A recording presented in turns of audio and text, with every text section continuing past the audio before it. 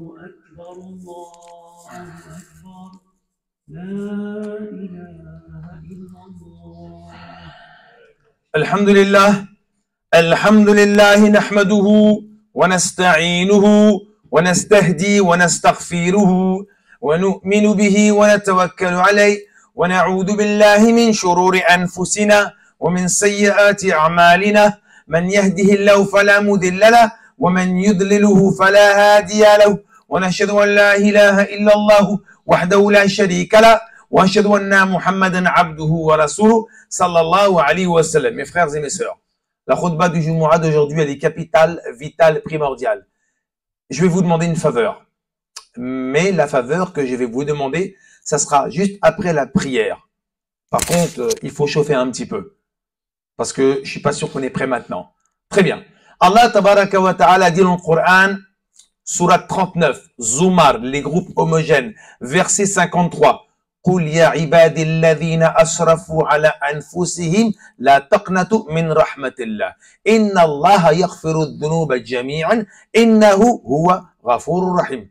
Dans le sens, Allah tabaraka wa ta'ala dit, dis à mes serviteurs qui se sont fait du tort à eux-mêmes, ne désespérez pas de la miséricorde d'Allah, car Allah pardonne tous les péchés, il est pardonneur et miséricordieux. Très bien. Premier hadith. Dans le recueil de l'imam At-Tirmidhi, hadith 3440, authentifié par les muhaddithoun selon Anas ibn Malik radiyallahu anhu, qui dit que le prophète Muhammad sallallahu alayhi wa sallam dit, Allah tabaraka wa ta'ala, dans le hadith Qudsi divin, dit, Ya ibni Adam, innaka ma da'awtani wa rajawtani ghafartu laka ala ma kana fika wa la ubali. يا ابن آدم لو بلغت ذنوبك عنان السماء ثم استغفرتني غفرت لك ولا أبالي. يا ابن آدم لو أتيت بقراب الأرض خطايا ثم لقيتني لا تشرك به شيئا لأتيتك بقرابها مغفرة. Magnifique. Écoutez bien. Allah Ta'ala dit, ô fils de Adam, tant que tu m'invoques et tu as espoir en moi, je te pardonne de ce qui vient de toi et ne t'inquiète pas. 2. Ô fils de Adam, si tes péchés atteignaient les cieux et que tu me demandes pardon, je te pardonnerai et je ne m'en soucie guère.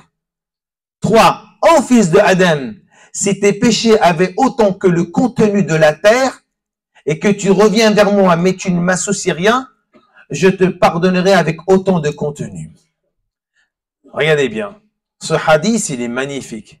Il nous fait montrer que la miséricorde d'Allah, elle est plus grande qu'on le peut imaginer.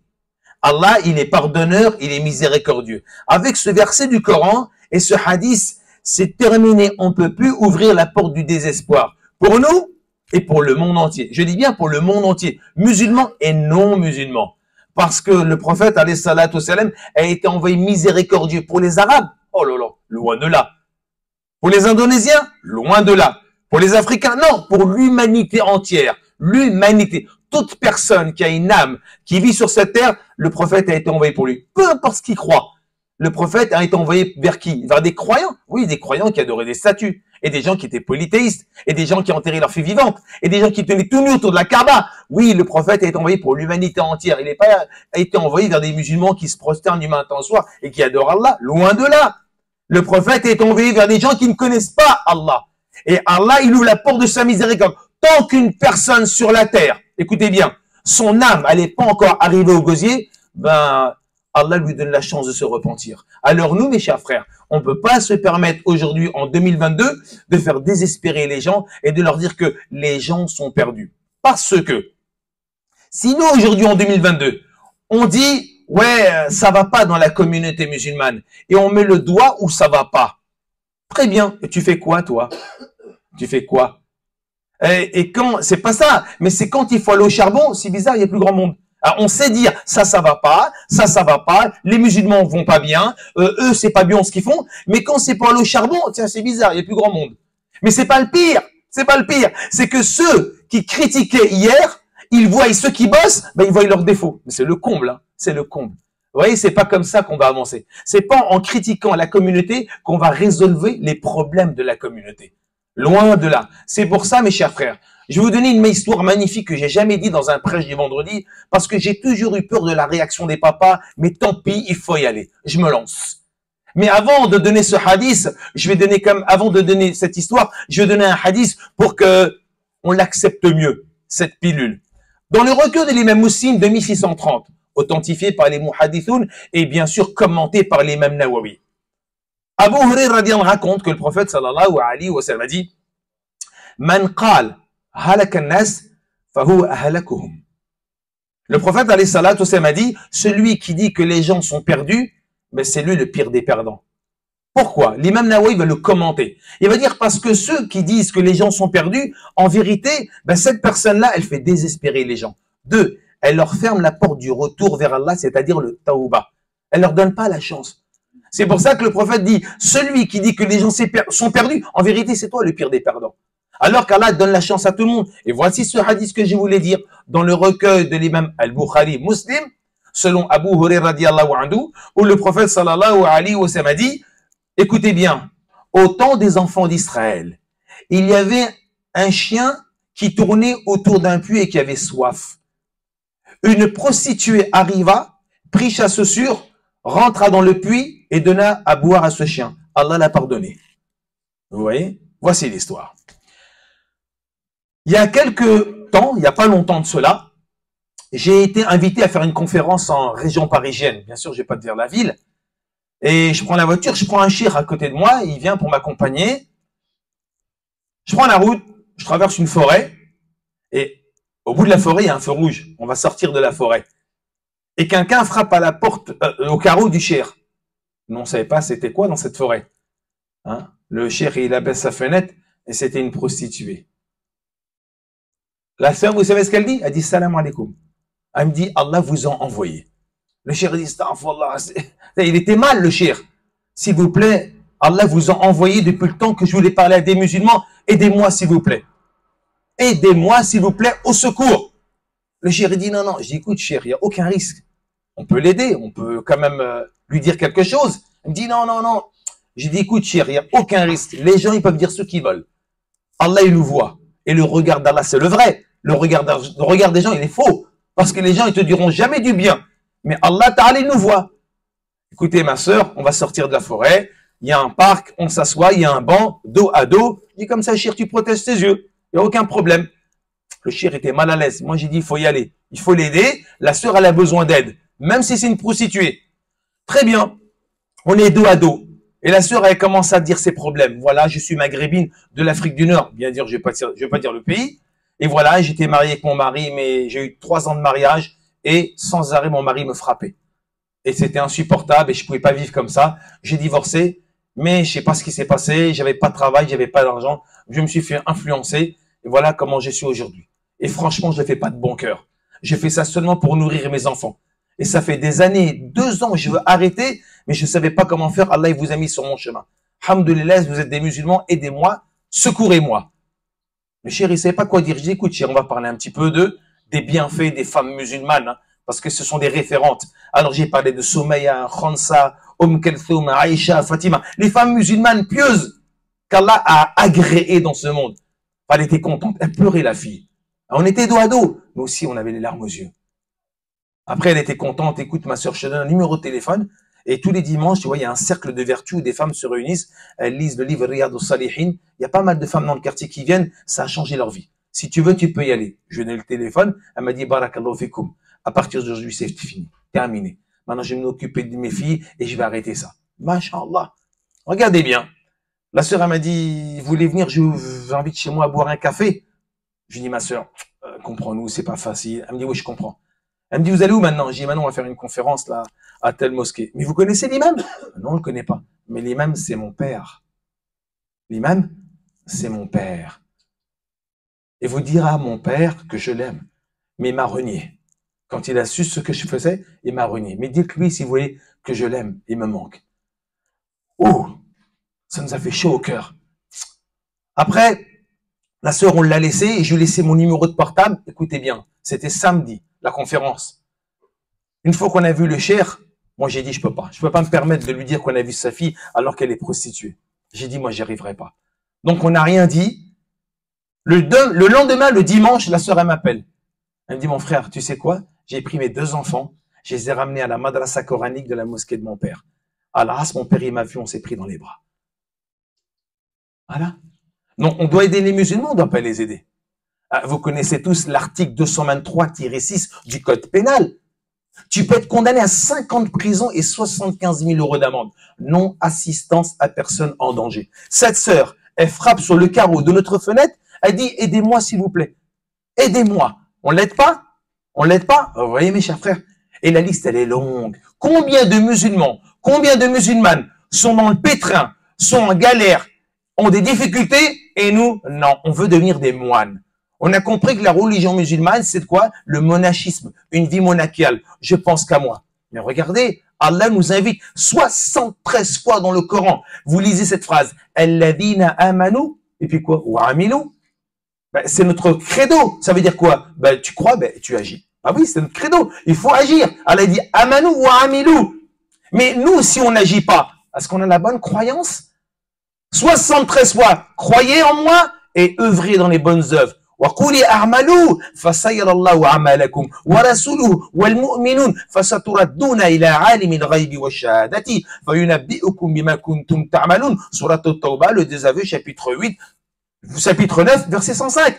Allah dit œuvrez, œuvrez, car Allah va voir vos œuvres. Le prophète et même les croyants. Et vous serez tous ramenés vers celui qui a la connaissance du monde visible et invisible. Regardez bien, 20 fois dans le Coran.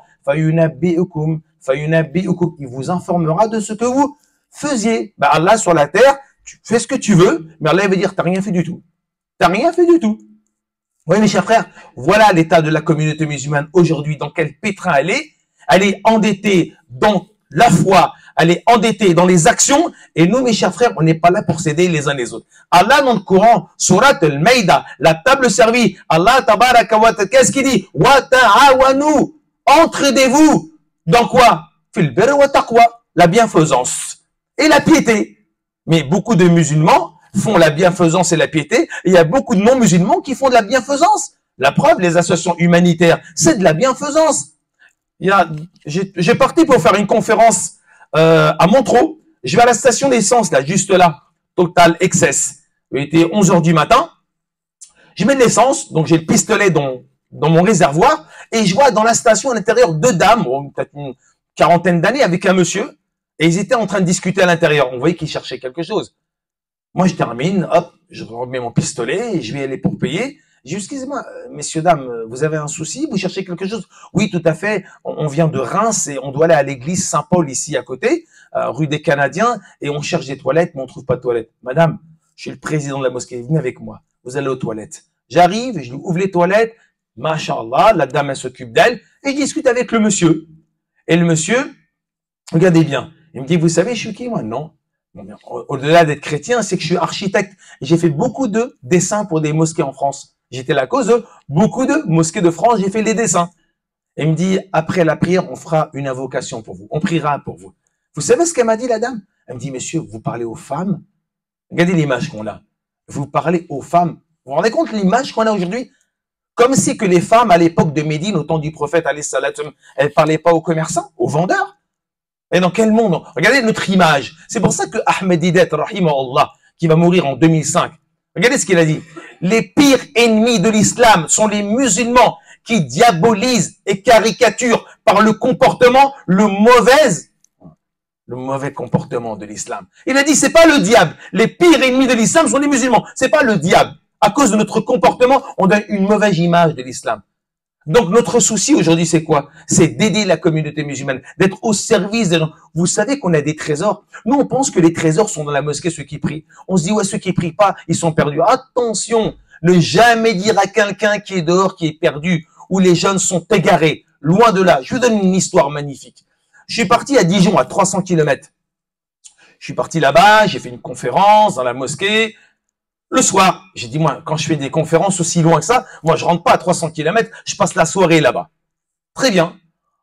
L'Isha est terminé, ils m'ont dit, tu vas où dormir, Faisal? Tu vas à l'hôtel? Non, moi, je dors pas, moi. Moi, vous passez la nuit avec moi si vous voulez, mais moi, je dors pas. Et tu vas faire quoi? Est-ce qu'il y a des chichas dans votre ville? Bah oui, il y a des chichas. Ben venez, on va visiter les chichas. Ah, mais on n'a pas l'habitude. Vous inquiétez pas, moi j'ai l'habitude. Vous m'accompagnez, c'est moi qui parle. Premier chicha, il y en avait 20. Ok, je crois une vingtaine. Salam alaikum, alaikum salam, les responsables sont là. Oui, 2 filles arrivent, 2 maghrébines. Ouais, c'est moi la patronne avec mon associé. Voilà, on vient de Dijon, on a fait une conférence. On vient de Paris, on a fait une conférence. Et on voudrait saluer les gens de Dijon avant de vous quitter, connaître un peu les Dijonnais, à part la moutarde. Elle me dit, rentrez, le disque jockey, il me voit, il arrête la musique, je parle de la grandeur d'Allah, de la puissance d'Allah, de l'amour d'Allah. Ils étaient contents. Tac, 2e chicha, 3e chicha. On rentre dans tous les chichas, à peu près, on en a fait 9. Il était 3 heures du matin, ils m'ont dit, on rentre, Faisal? Non, attendez, parce qu'il y a des discothèques. Ouais, mais on n'a pas l'habitude, vous inquiétez pas, on y va. On voit une grande discothèque qui s'appelle le Chat Noir, sur la grande avenue. Ils m'ont dit, on va faire quoi? Vous inquiétez pas, j'ai ouvert mon coffre, j'avais préparé la table, j'avais préparé des chaises et tout. J'ouvre mon coffre, les Martis, les Bounty, ainsi de suite, les chocolats. Et j'ouvre le coffre et les gens, ils sortent de la boîte de nuit. Regardez bien, 2 jeunes, beaux gosses, bien sapés, fringues, le pantalon, un pince, la chemise, machallah. 2 gosses, ils arrivent. Salam alaikum, alaikum salam. Comment ça va les frères? Alhamdoulilah, machallah. On vient de Paris, on est des Parigots, on est venu vous saluer. Tenez, c'est gratuit. C'est gratuit. Les filles, elles arrivent. C'est gratuit. Prenez, ils étaient contents. Et le mec, hein, il avait une barbe plus courte que moi, il commence à pleurer. Je dis, pourquoi tu pleures, mon frère? Il me dit, je suis Hafid Qur'an et j'ai arrêté la prière. Ils sont perdus, les jeunes. Il est perdu, ce gars-là. Il est perdu, ce gars-là. Attention, les frères. On a des trésors dehors. On croit que les trésors, ils sont qu'à la mosquée. Le mec, c'est un trésor. Je lui dis, moi, je suis pas Hafid Qur'an. Moi, je suis pas Hafid Qur'an. J'étudie dans la madrasa, dans tel pays. Mon père, ils vont emmener, je suis Hafid Qur'an. Il pleure et dit, j'ai arrêté la prière. Allahu Akbar. Je dis, mon frère, Allah, il t'aime. Premièrement, Allah, il a voulu qu'on s'approche de toi. 2, il a voulu qu'on t'écoute. Masha'Allah. Une fois qu'il a mangé tout ça, le petit chocoterie, il m'a dit, je viens avec vous à la mosquée. Avec son pote, il est venu. Il est venu, on a fait un petit déjeuner, il a fait la prière. Et une fois qu'il a fait la prière, après soupe, au mimbar, je prends la parole et je raconte les péripéties d'hier soir, les chichas, la boîte de nuit. Vous savez quoi? Une vingtaine de jeunes viennent me voir. Ils me disent, tu te rappelles pas de nous? Non. On était dans les chichas, tu nous as visités, on est venu. Pour la première fois dans la mosquée, à Soup. Mes frères, la communauté musulmane, elle est où? On l'a abandonné, mes frères. On l'a abandonné. Regardez Norman ibn Bashir, radiyallahu anhu, 2493, dans le recueil de l'imam al-Bukhari, le prophète sallallahu alayhi wa sallam. Regardez ce qu'il dit. L'image, il a dit non, le cas. Non, il a dit l'image ou le cas d'un groupe de personnes qui tirent au sort pour monter sur un bateau. Certains sont sur le pont supérieur et d'autres sont sous l'entrepont. On appelle ça aussi la cale. Et ceux qui sont dans l'entrepont, dans la cale, ils ont besoin d'eau. Alors, il se dit, si on fait un trou dans la cale, ben, on n'aura pas besoin de déranger ceux du haut. Mais si ceux du haut les laissent faire, ils vont tous périr. Mais si ils ne laissent pas faire, ils seront tous sauvés. Donc, ça veut dire quoi? Combien de gens viennent pas à la mosquée? Combien de garçons, combien de jeunes sont abandonnés? Nous, on croit qu'on est sauvé, on n'est pas sauvé du tout. On sera sauvé le jour où on va sauver les gens.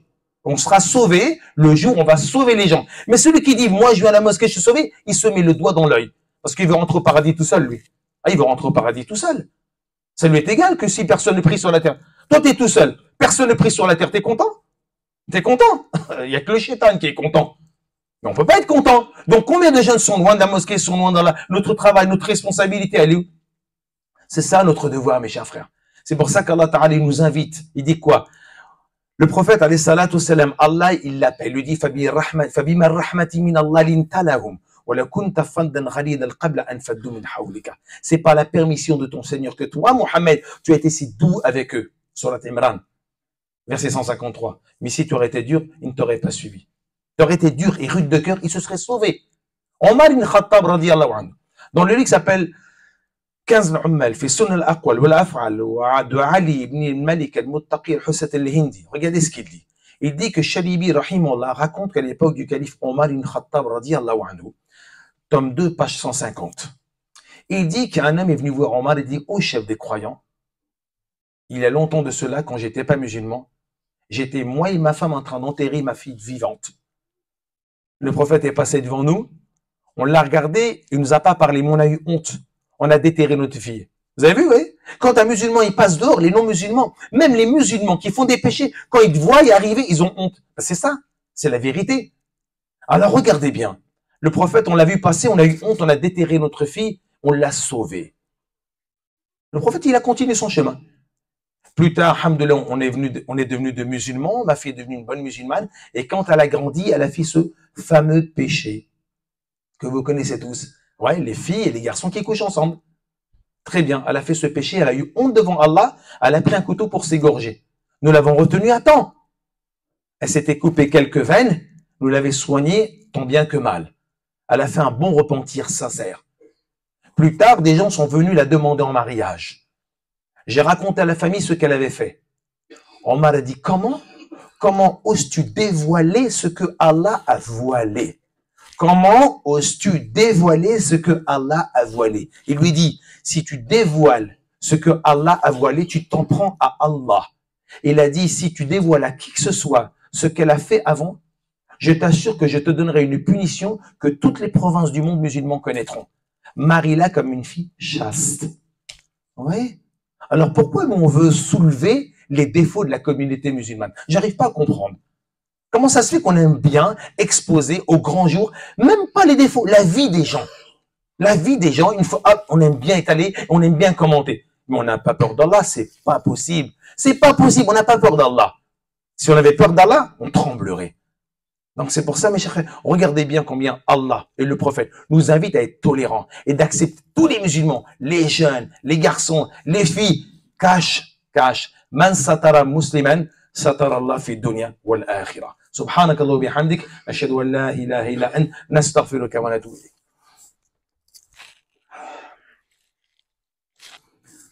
بسم الله الرحمن الرحيم الحمد لله نحمده ونصلي على رسول الكريم صلى الله عليه وسلم.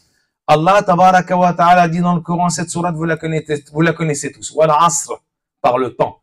Il n'a pas dit les musulmans, Allah. Les gens, l'être humain est en perte. Sauf qui? Sauf ceux qui ont la foi et les bonnes actions, qui se recommandent le bien, mutuellement, et qui se recommandent la patience. Voilà. Ben, si tu veux pas être perdu, ben, il te faut la foi, les bonnes actions, et puis il faut se recommander le bien, et il faut se recommander quoi? La patience. Mais nous, on croit en 2022, j'ai la foi, je serai pas perdu. Mon rêve, c'est toi qui commandes le Coran. Allah, il met 4 conditions, tu vas pas en mettre 2, tu vas pas en mettre 3. Allah dit c'est 4 conditions pour ne pas être perdu. La foi, les bonnes actions, se recommander le bien, et se recommander la patience.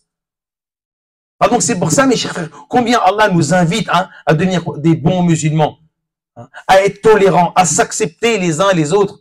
Mes frères, regardez dans quel état on est la communauté musulmane. Aujourd'hui, on a oublié notre jeunesse. On a oublié nos filles, on a oublié nos garçons. On a oublié combien de gens qui sont en détresse, combien de musulmans sont dans le besoin. Et nous, aujourd'hui, on se contente, je suis musulman, ça me suffit, je crois en Allah, je fais ma prière et tu crois que tu vas être sauvé. Non, mes frères, le prophète, alayhi salatu wassalam, a été envoyé miséricorde pour l'humanité entière. Et nous, on est quoi? On est venu quoi faire sur cette terre? On est une miséricorde. Une miséricorde pour qui? Pour toi-même? Non, pour tes proches, pour tes voisins, pour ta famille, pour les gens, pour tout le monde. Alors mes frères, voici la faveur que je vais vous demander. Basé sur un hadith pour nous motiver, Abdullah ibn Sarjis, radiyallahu anhu, nous raconte dans le recueil de l'imam Abu Daoud al-Tayalisi, authentifié par les muhaddithun, qui dit que Abdullah ibn Omar, le fils du calife, dit, j'étais avec le prophète sallallahu alayhi wa sallam. Et là, on va voir si on est vraiment des frères. J'étais avec le prophète sallallahu alayhi wa sallam, quand tout d'un coup, Abu Dhar al-Ghifari passe devant nous. Il nous salue, on le salue, il s'en va. Je dis, ô messager d'Allah, Abu Dhar al-Ghifari, vraiment je l'aime. Le prophète me dit, l'en as-tu informé? Non, va l'informer que tu l'aimes. J'y vais, j'arrive derrière Abu Dhar al-Ghifari, je le prends par les coudes, je lui dis, je t'aime pour Allah.